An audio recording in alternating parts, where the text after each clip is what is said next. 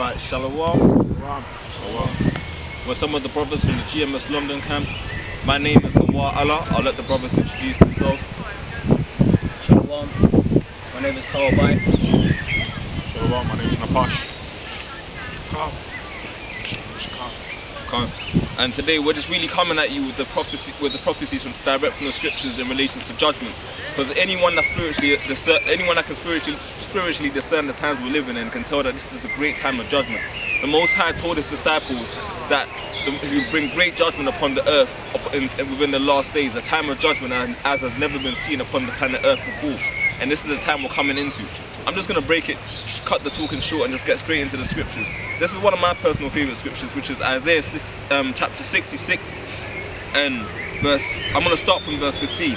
And it says, "For behold, the Lord will come with fire, and with his chariots like a whirlwind, to render his anger with fury, and his rebuke with flames of fire." Because what a lot of people don't understand first and foremost is that the Lord is pissed off, man. The scripture will tell you that the Lord is angry with the wicked every day. The Lord is in his kingdom looking down on the increasing wickedness on the planet Earth and is getting vexed by it. But because he's bound by his prophecies, the punishment on the wicked isn't expedient. It's not as fast as we like it to be. But you better believe when that time comes, it's gonna be a fucking, oh man. Let me get into it. Verse 16. "For by fire and by his sword will the Lord plead with all flesh." Now, when the Lord came back, during the time of Noah, Salakia, destroyed the earth, he did it by water. Now, on this alternative occasion, it's going to be by the cause of fire, showing you the Lord has perfect balance. Everything is done in accordance, you know. I'll read it again. "For behold, the Lord will come with fire, and with his chariots like a whirlwind, to render his anger with fury, and his rebuke with flames of fire. For by fire and by his sword will the Lord plead with all flesh, and the slain of the Lord shall be many." Because the scriptures tell you that the blood shall be as high as the horse's back. And horses are large animals, man. So you gotta understand that the Lord is gonna do a lot and unimaginable amounts of killing, man, when he comes back. The scripture tells you that when the elect see him, they shall ask him, "Master, who was out treading the winepress with you?" Not to paraphrase, I'm not paraphrasing it exactly, but his garment is gonna be stained with so much blood. It's gonna be a testament to the amount of killing that he's going to do.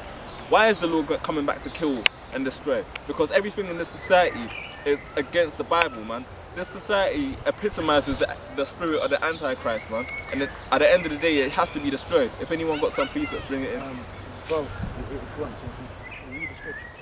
From the start, from the top, yeah? This is Ecclesiastes chapter 3, verse 1. Bring that louder, bro. "To everything there is a season, and a time to every purpose under the heaven." Yeah, man. Because things in this earth always have an appointed time.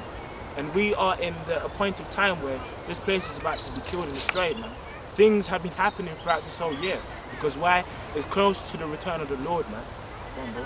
"A time to be born, and a time to die. That's right. A time to plant, and a time to pluck up that which is planted. That's right, come on, bro. A time to kill, and a time to heal." A time to kill and a time to heal, man. Listen, back then when the Lord came back, man, he came to what? Heal.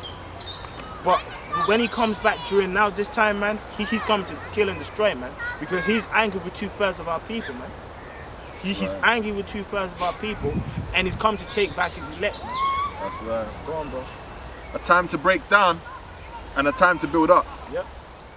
A time to weep, and a time to laugh." A time to weep and a time to laugh, because there are people, especially you 2/3 us niggas, that have no idea what's going on in this earth right now, man.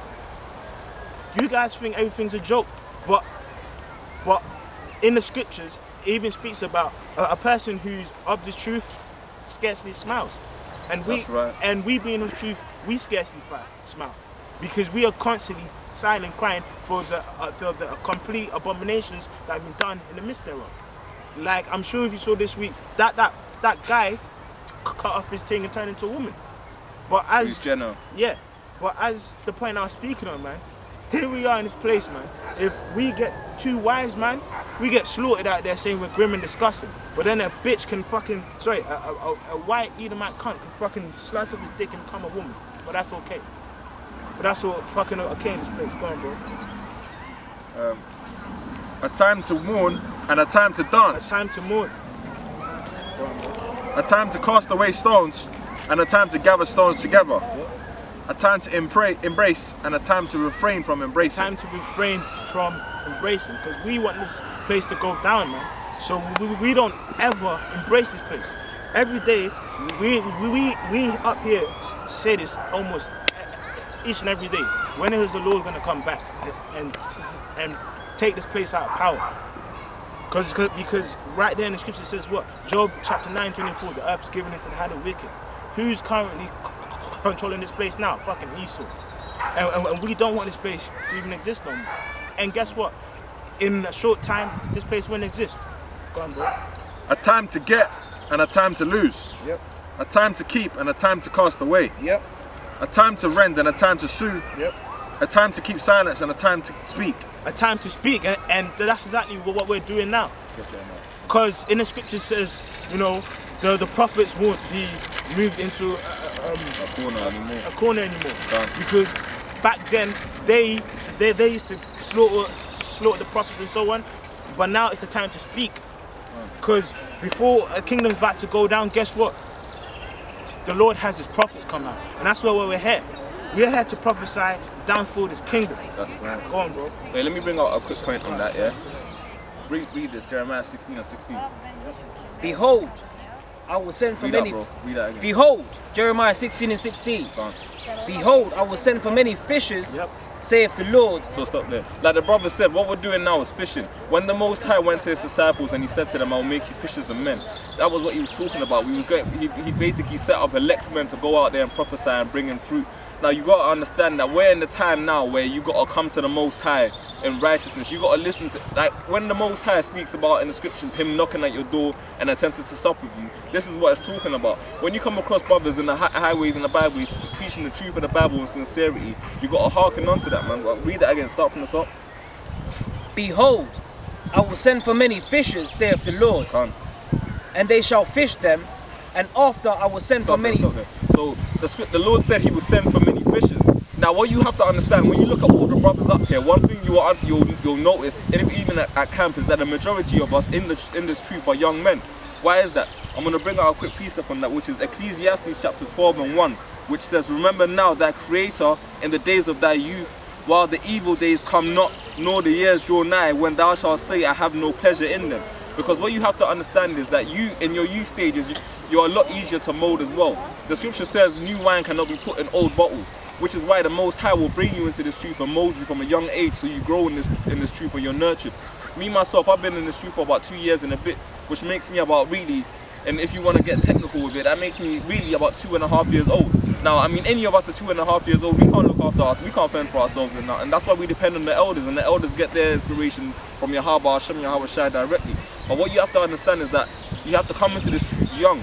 You got to grow in this truth. All the Lord's prophets, going back from Jeremiah, Moses, all of them were young. The 12 apostles were probably young men, you know. But yeah, finish that point. You want to take to the top? Right? Yeah, no, from where you was, the middle, and then I will send for many.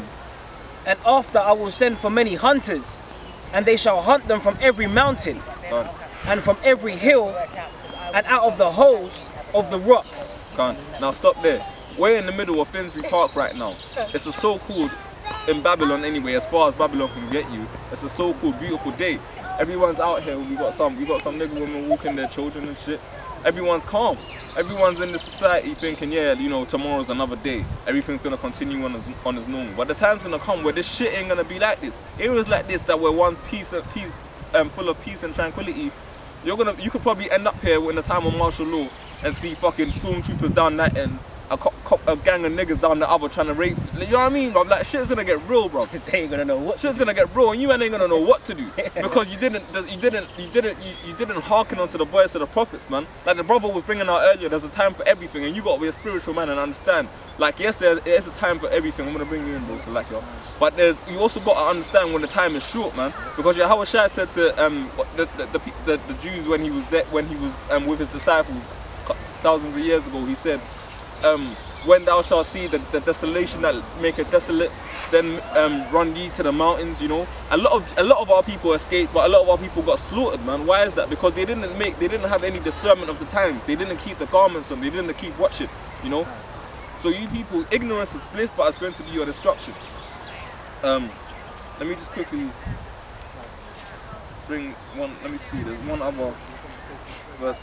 Bring out your point. Ah, yeah, go on, bro. This is verse 8, chapter 3, Ecclesiastes. A time to love and a time to hate. Yep. A time of war and a time of peace. A time of war and a time of peace, man. A time of war and a time of peace. And we are currently in that time right now, man. You know?